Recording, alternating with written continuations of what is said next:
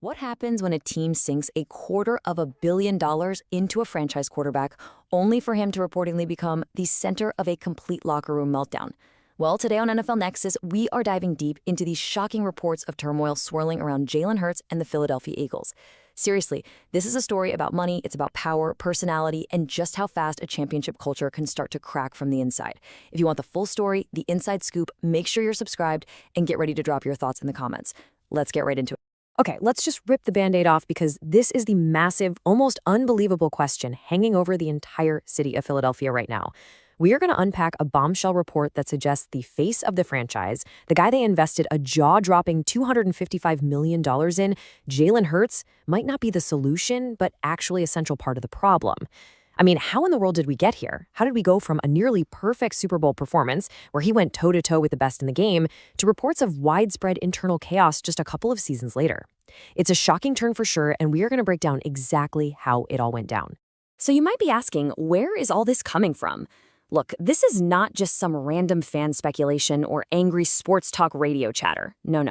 This entire story kicks off because of a meticulously detailed piece by a very, very respected NFL insider, Michael Silver, who now writes for The Athletic. You gotta understand, when a reporter with Silver's track record and connections publishes something this explosive, it's not just smoke. It's a huge signal that there is a serious fire burning behind the scenes. His report really pulled back the curtain on the Eagles' struggles, and what he found was way more complicated than just a few bad plays on the field. Silver's article, which dropped right after their season ended in a pretty disappointing playoff loss, wasn't your typical post-game breakdown, and the timing here, it's absolutely crucial. It suggests that his sources, people inside the Eagles organization, they waited until the season was officially over and then basically decided, okay, it's time to talk. The piece went deep into the why behind the team's total offensive collapse. And yeah, it covered schemes and coaching, but the most explosive part pointed to a much deeper, more personal issue right in the heart of that locker room, an issue centering on the team's supposed leader. And this quote right here, this is the single line that sent the entire NFL world into a frenzy. Let's really break this down, because every single word here is just loaded with meaning. Source of much internal frustration. That is incredibly strong language in a league that is, let's be honest, notorious for keeping its problems in-house. It's not just some frustration, it's much of it. But the real bombshell, the part that takes this from a minor issue to a potential full-blown crisis, is that phrase at the end, other than A.J. Brown. See, we already kind of knew there might be some friction there. We saw it on the sidelines. But adding that little parenthetical explicitly tells us the problem is widespread. This isn't just about one disgruntled star receiver. Silver's reporting says this is a systemic issue and that the frustration with Hurts has spread all throughout that locker room. So what exactly is causing all this frustration? I mean, it's one thing to say there's a problem, but what does that actually look like day to day inside the facility? What does this frustration feel like in meetings or in the huddle or maybe behind closed doors? Well, the reports from Silver and a few others, they lay out several really specific allegations that paint a very complicated and frankly troubling picture of the atmosphere and the power dynamics at play inside the Eagles organization. We're not talking about a single bad game here or one heated sideline argument that gets caught on camera. That stuff happens.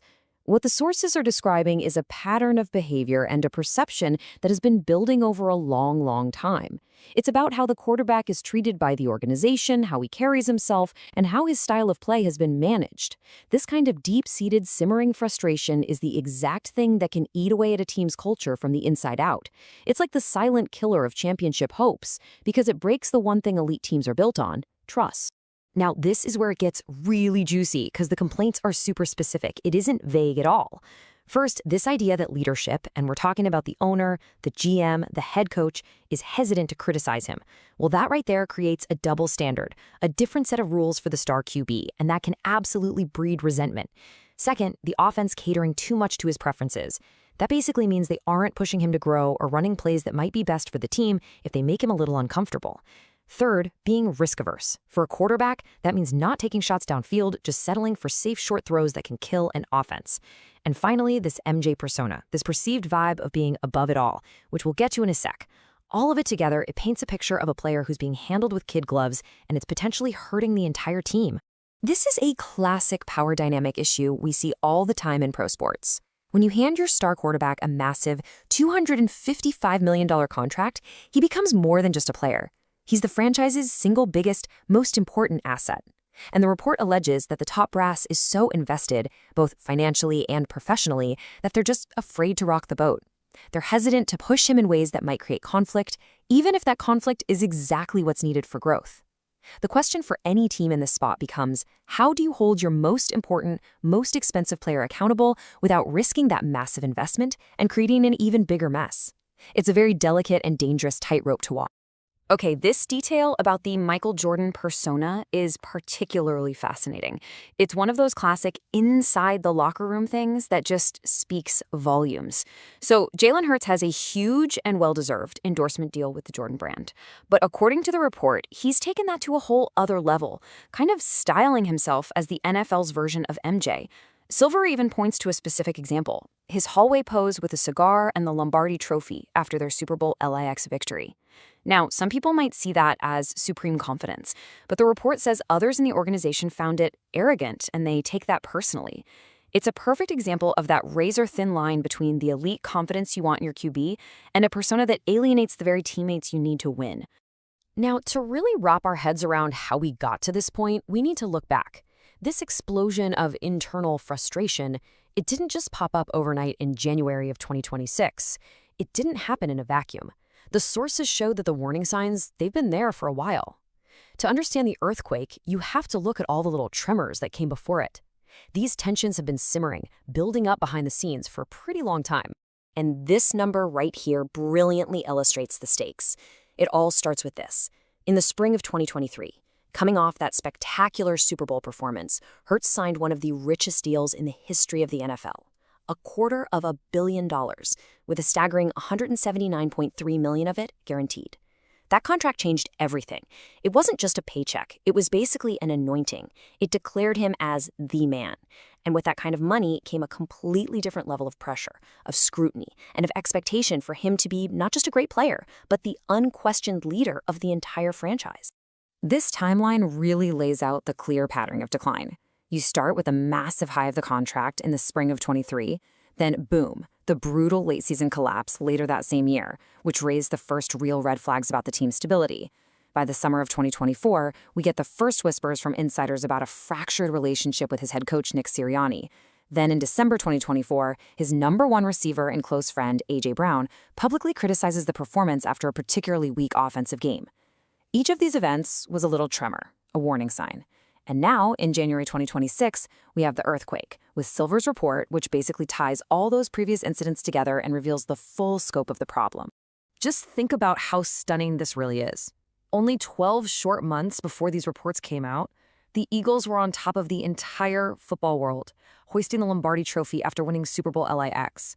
Hurts was being praised as an MVP-caliber quarterback, the future of the league. Everything seemed perfect.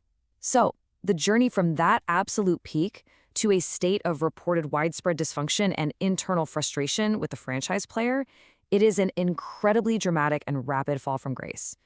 It's just a stark reminder of how fragile team chemistry can be and how quickly a championship foundation can crack under the weight of pressure and personality.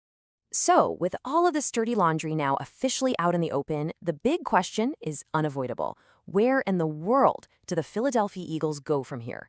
They are in a very, very tough spot. You've got a roster that's built to win right now, but a quarterback who is reportedly causing major friction within that same exact roster. The Eagles front office is kind of in a bind that they created themselves. They've got a championship roster and a $250 million problem. So, what do you do? The organization is clearly at a crossroads. Some moves you'd expect, right? Like hiring a new offensive coordinator. That's a pretty standard response to an offense that's not working. But the other possibilities mentioned in these reports are way more drastic. The idea of trading A.J. Brown, one of the best receivers in the entire league, suggests a willingness to just remove players who are frustrated instead of addressing the root of the problem. And then there's the most shocking option of all, drafting another quarterback.